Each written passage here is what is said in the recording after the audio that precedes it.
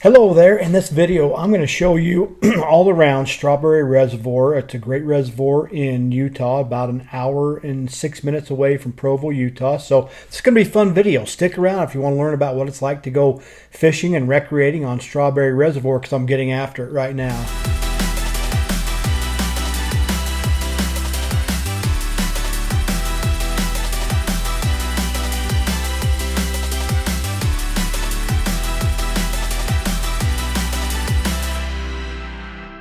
First time to this channel, you want to know everything about what it's like to eat, sleep, work, play in Provo, Utah. Well, today, specifically, I'm going to cover a great day trip from Provo, Utah. It doesn't even take a day. And specifically talking about Strawberry Reservoir. It's a big, beautiful reservoir, about an hour and 6 minutes away from Provo, and has some fantastic trout fishing. So anyway, if you want to learn more about that, follow along in this video. My name's Scott Walters. And, I get calls from people just like you every day wanting to know what it's like to live in Provo, Utah. So if you're thinking of moving here in 9 days or 90 days, reach out to me. Give me a call, shoot me a text, send me an email. I'd love to help you make a smooth move to the Provo, Utah area. But today I'm going to talk about one of the things I love about living in Provo. And the reason is there's a lot of great outdoor activities that are really close to Provo, Utah. And today we're going to talk about Strawberry Reservoir. Hey, don't forget to like this video, subscribe to my channel, and I want you to click on that notification bell so that you get notified every time I drop another video about living in Provo, Utah. Okay, so the first thing we need to know is how do you get to Strawberry Reservoir? So it's real simple. I mean, you can hop on Google Maps and put in Provo and then type in Strawberry Bay Marina. That's the main marina on Strawberry Reservoir, and that's where a lot of people launch their boats from. So if you go from Provo, you get on University Avenue and you take that all the way up into Provo Canyon. You're going to pass, in Provo Canyon's Highway 189. You'll pass Bridalveil Falls. That'll be on your right-hand side. You'll even come on up and pass Deer Creek Reservoir. And if you want to stop and fish there, that's a great place to fish too. But today we're talking about Strawberry. So you'll be going around Deer Creek Reservoir and coming into Heber City, which is a beautiful little town. Once you get to the main road in Heber, that's Highway 40. You're going to turn right. And you're going to take that, that road's going to be going back down to the southwest, but you'll be going uphill most of the way. You're going to go up a canyon. It's called Daniel's Canyon, Daniel's Summit. It's a beautiful drive, absolutely gorgeous. It's just a high mountain alpine experience where you got beautiful pine trees and quaking aspen trees, and it brings you way up high into that kind of that Strawberry Valley or whatever they call that. And once you get to the top of Daniel's Summit there, then you're probably about 10 minutes to the turnoff to go down to Strawberry. I don't know the road going down to Strawberry, but just watch your signs. It'll show you to the Strawberry Bay Marina, and then you can just pull in and start heading down there. But before you do, right there where you turn off Highway 40, if you happen to be in Utah around September to October, that's when the kokanee salmon are making their run up the river to spawn. So Utah does have salmon. They have kokanee salmon. These are inland fish. If they could get out to the ocean, I've heard that salmon would always go out to the ocean. But since there's no exit out to the ocean, they just live there in Strawberry Reservoir, and then they swim up to the rivers and spawn in the rivers. And so they have a visitor center. You can stop right there. They have little restrooms you can use, but they also have like a visitor center and viewing area with little walking paths through the kind of marshy area right along the river. And you will see the kokanee salmon swimming up the river, heading up the river to spawn. And then they have like a building where the fish swim into, and that's where they harvest them and count them. And I don't know if they're harvesting the eggs or whatever they do, and they put them in these holding tanks. So that's a really fun sight to see those, because in the sun, during the main time of the year, they're silver. They almost look like a trout. They're totally silver. But then in late August, they start turning red, and the males get their jaws get all crooked or hooked or whatever it is. So it's kind of cool to see them going up the river.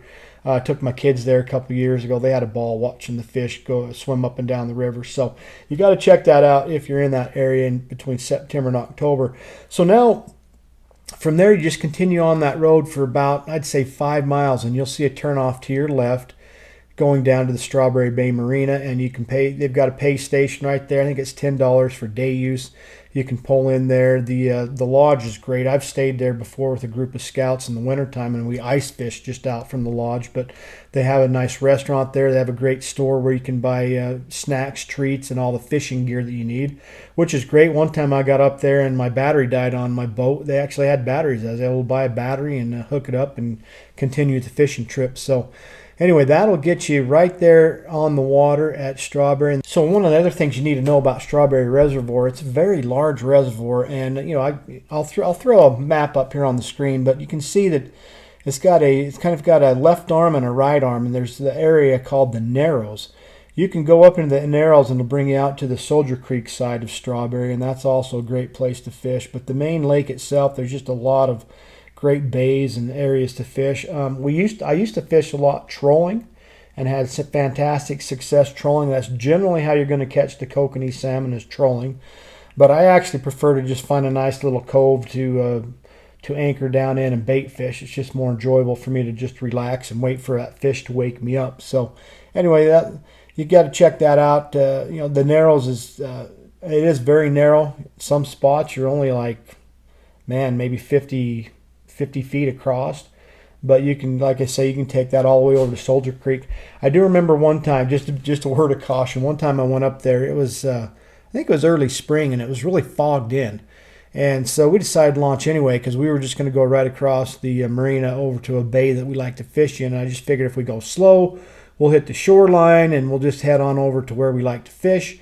Well, 2 hours later, when the fog lifted, and when we finally saw land, we were in the Narrows. Somehow we had veered way left, ended up in the Narrows. So be real cautious if you're launching out there in the fog, to make sure that you know where you're going, or you've got a good GPS, because you can get very disoriented very quickly, because I sure did.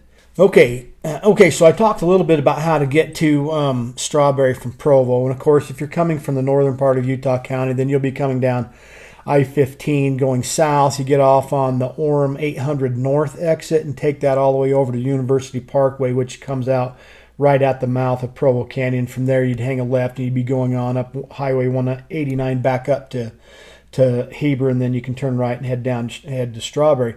But if you're coming from the south, if you move to Santaquin, Spanish Fork, Payson, Springville, Mapleton, then there is a new route that you may want to take. You can actually go up Spanish Fork Canyon. This is Highway 6 at the mouth of Spanish Fork Canyon. And of course, you can't miss this because they've got a whole bunch of huge windmills right there at the mouth of the canyon, so you know you're on the right path. You take that probably 20-30 minutes up the canyon. You'll watch for the signs that say Sheep Creek.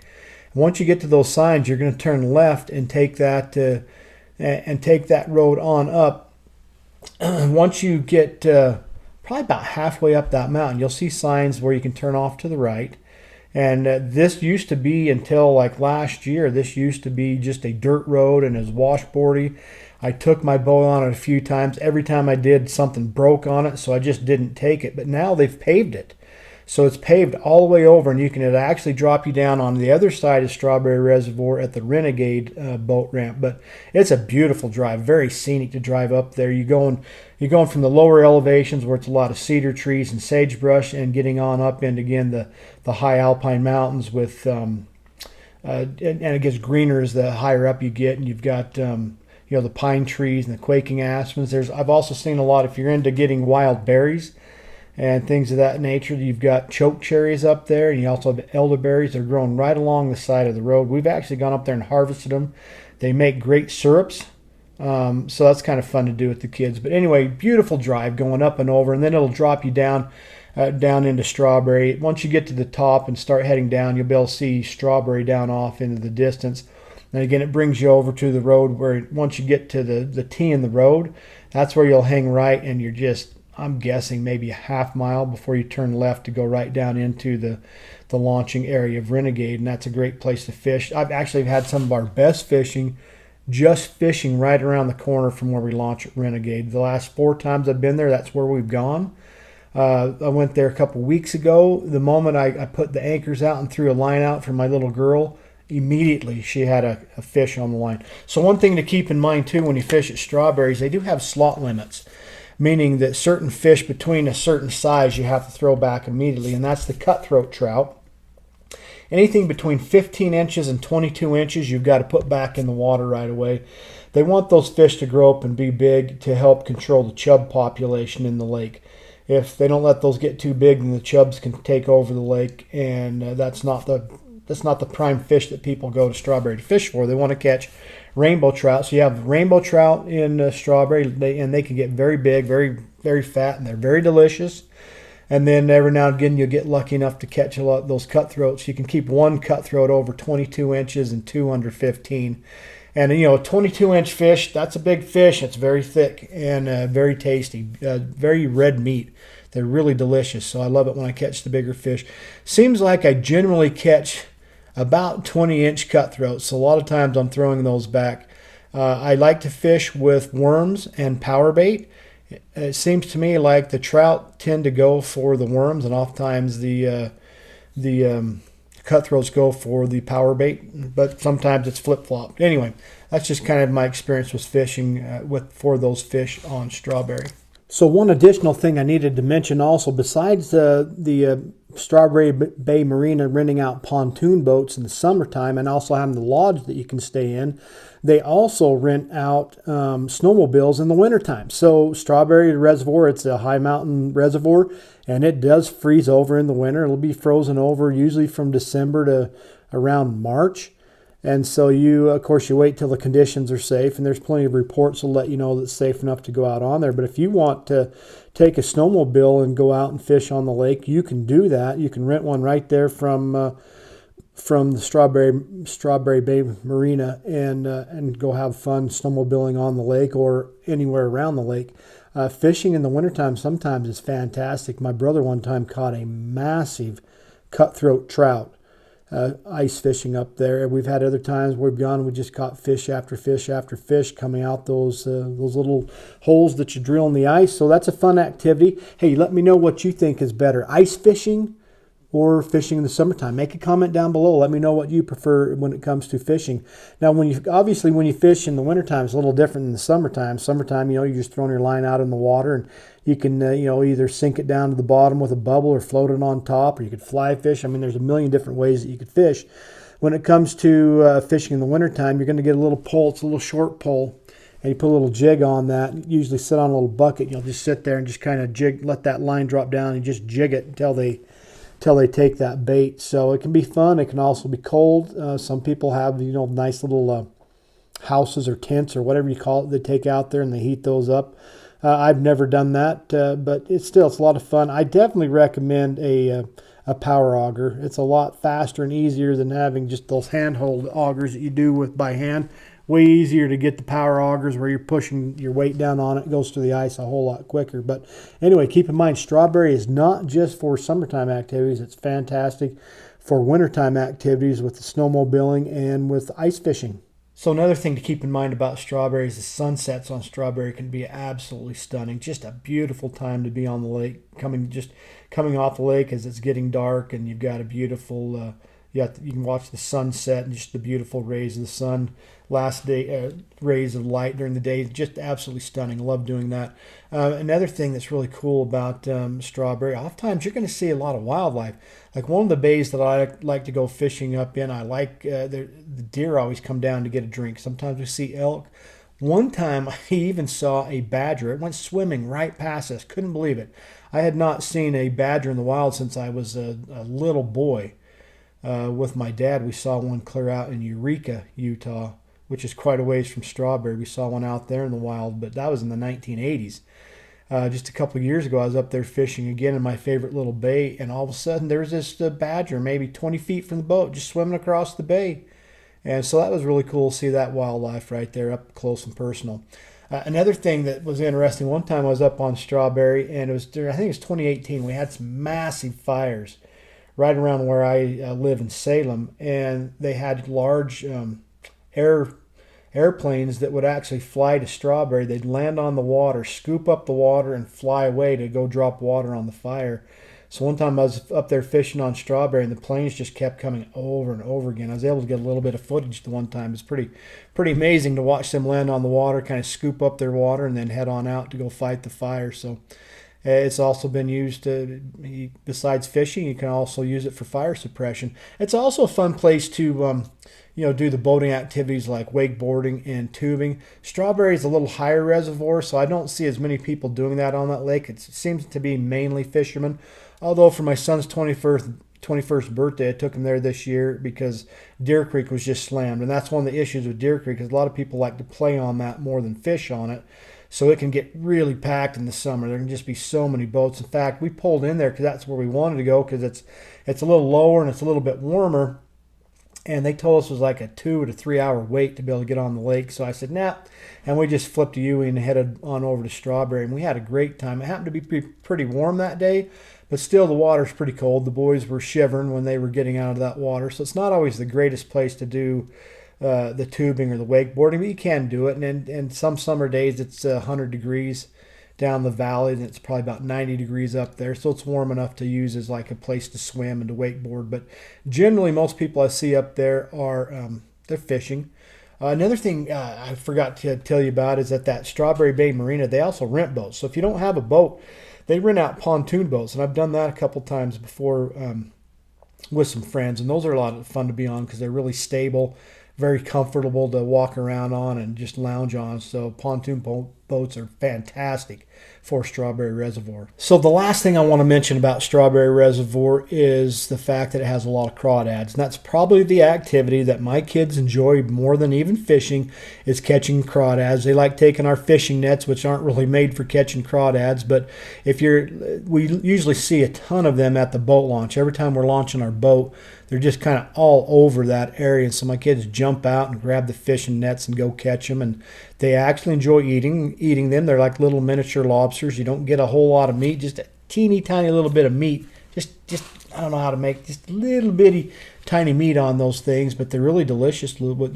Fix them up with a little bit of melted butter and some seasonings. My kids absolutely go crazy for that, but they just have a ball running around catching those crawdads. And you can buy crawdad pots and crawdad nets at any of the local fishing stores. We just have never done that because that hasn't been my main purpose for going to Strawberry. I love to catch the trout because they are very delicious and very healthy. So I hope you've enjoyed this video on what it's like to go fishing at Strawberry. Again, my name's Scott Walters. This channel is Living in Provo, and one of the things I love about Provo and the Utah Valley area is you're really close to all these outdoor activities, Strawberry being one of them. Again, it's just about an hour from Provo. Same thing if you're in the southern part of Utah County, it's about an hour from there. If you're in the northern Utah County, then you're probably about an hour and a half. So anyway, it's still very close. It makes a great day trip from Provo to go have fun on that lake. So anyway, hey, I want you to make sure that you like this video, subscribe to my channel, and make sure you click on the notification bell so that you get notified every time I drop another video about what it's like living in Provo, Utah, in the Utah Valley area. I'm making videos weekly about what it's like to live in this area, and people reach out to me very often, and I absolutely love it when people reach out to me. So send me a text, shoot me an email, give me a call. I'd love to help you, again, make a smooth move to the Provo, Utah area. If there's any other information you'd like to know about this area, then reach out to me. I'd love to get that for you. And if you've got another reservoir that you think is better than Strawberry, then make a comment down below. Let me know what your favorite fishing spot is in Utah. So with that, I'll catch you on the next video.